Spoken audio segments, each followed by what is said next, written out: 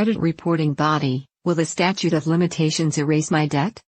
What is a credit reporting body?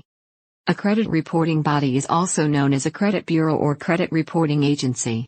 It collects, saves, makes use of and reveals personal credit scores about individual consumers.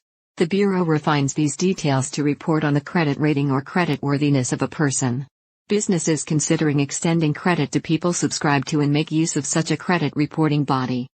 One thing the credit bureaus do is report a listing and condition of your debts. More on this below. People with financial problems who come to see me many times are confused as to how a credit bureau operates. Many times people are confused between the credit reporting agency's reporting of debts where the creditor can no longer sue. The reason they can't sue is because of the statute of limitations in Ontario. Again, more on this below. Yet, the debt is still listed by the credit bureau. I recently came across an Ontario court decision that describes perfectly why debts can still be listed on your credit report, even though the creditor has run out of time to sue you. What are the major credit reporting agencies in Canada? In Canada, there are two credit reporting companies for consumers, Equifax and TransUnion. For companies, one of the most prominent credit reporting company is Dun & Bradstreet Canada.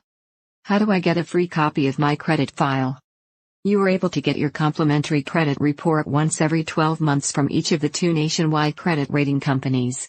If you need a current credit report more often than that, you can pay TransUnion or Equifax to get it. You can get your credit report by phone, fax, online or in person. Each credit bureau provides instructions on how to do it. There are also two online services that will provide you with your credit score and credit report for free. They are Borrowal and Credit Karma Canada. The court case. This court case was somewhat unique in that it was a small claims court case. The 10-page decision clearly shows that a statute of limitations will not erase the debt. The case is Harvey v. Capital One Bank, 2019 Conley 69716, on SCSM.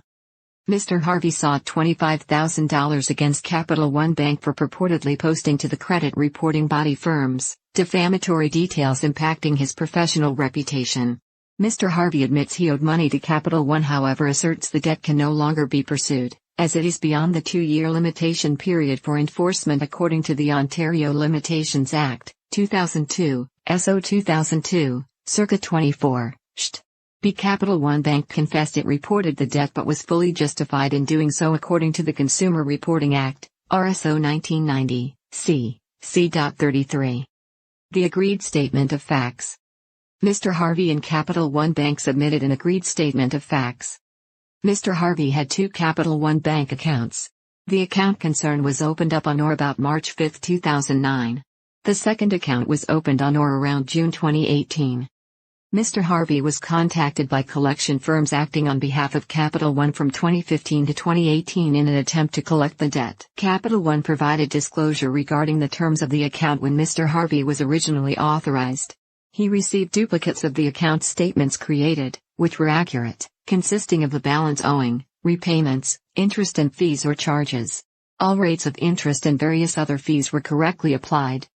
Mr. Harvey was advised many times that his failure to pay the outstanding balance would be reported to the credit reporting body companies and it can adversely affect his credit rating. Mr. Harvey paid $200 on the account in question on October 27, 2014. He failed to make the minimum payment due on December 4, 2014. He as well failed to make any type of subsequent repayment, other than for a $200 payment around August 20, 2018. When Capital One charged off Mr. Harvey's very first account on June 2015, the balance owing was $841.78. All details about the Capital One debt in the credit reports generated by Mr. Harvey were accurate and true, with the exception of one amount of $1,449.00 for a different Capital One account which Mr. Harvey would not admit to. In his testimony, he deposed that he has no particular memory of the components of that account or any understanding of the accuracy of the information.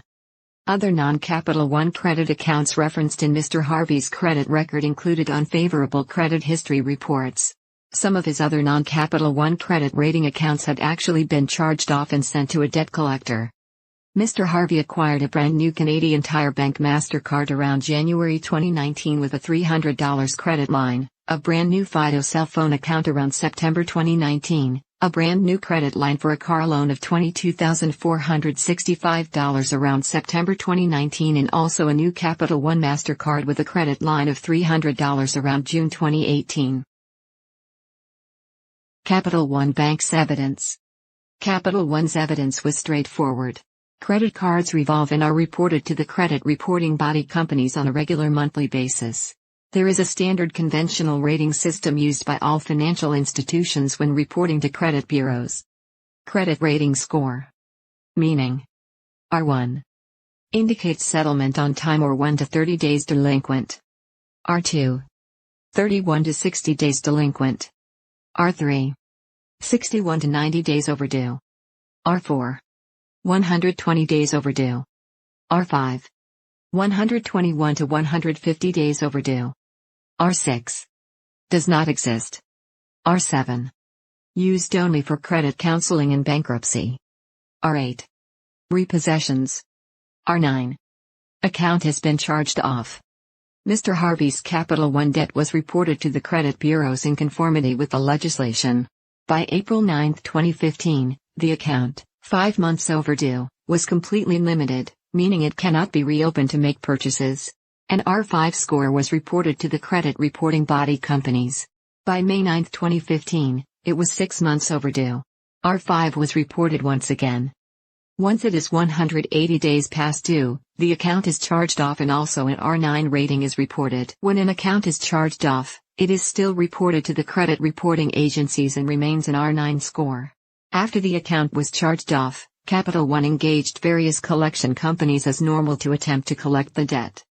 As the account remains overdue, Capital One continues to report to the credit bureaus up until reporting becomes statute barred after 7 years, based upon the date of the very first payment missed. That was December 4, 2014.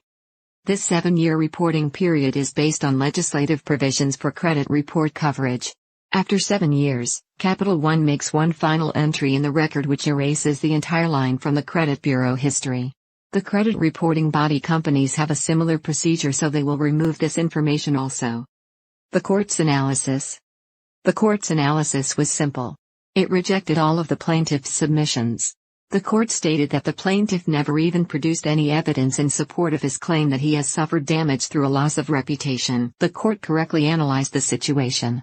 The deputy judge found that by Mr. Harvey's own admission the debt was never paid and stays outstanding.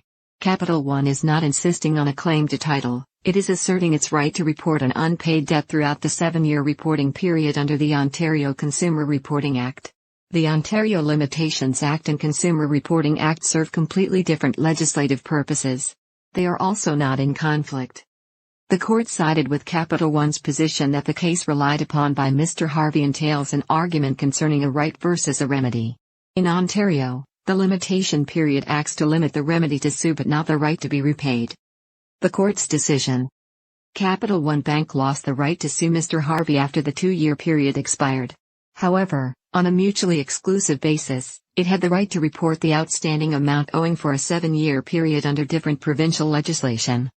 The court further stated that the ramifications to companies extending credit to others might be harmed if such information was inaccessible, merely because the creditor did not commence legal proceedings for repayment of the debt prior to the 2-year limitation period. A person's failure or refusal to pay their debts is vital details for other creditors, to whom that very same borrower has looked to for more credit. The court, therefore, found in favor of Capital One Bank and awarded costs against Mr. Harvey. Summary. This case perfectly answers the question many people ask me when they come for their free consultation. The question is either, 1. Why is this debt still showing up on my credit report because it is too late for the credit card company to sue me? Or, 2. Does the statute of limitations erase my debt? As seen in Mr. Harvey's case, the limitation period and the reporting period are two different and separate issues. Do you have way too much debt? Prior to you getting to the phase where you can't make ends meet and your credit report looks awful, reach out to a licensed insolvency trustee, previously called a bankruptcy trustee. In fact, if you understand that you can't pay your financial debts, contact us. We understand the pain and stress excessive financial debt can trigger. We can aid you to get rid of that discomfort as well as address your financial problems, offering prompt action and the ideal plan. Call Ira Smith Trustee and Receiver Incorporated today. Make an appointment with one of the Ira Smith team for a free, no obligation consultation, and you can be on your way to enjoying a carefree retirement starting now. Give us a call today so that we can help you get back to stress and pain-free life, starting now. I hope you enjoyed the video. The Ira Smith team is available to help you at any time. We offer sound advice and a solid plan for starting now, so that you'll be well on your way to a debt-free life in no time. For more information on a no-cost basis, please visit our website or call us. Our website and telephone details are coming right up now.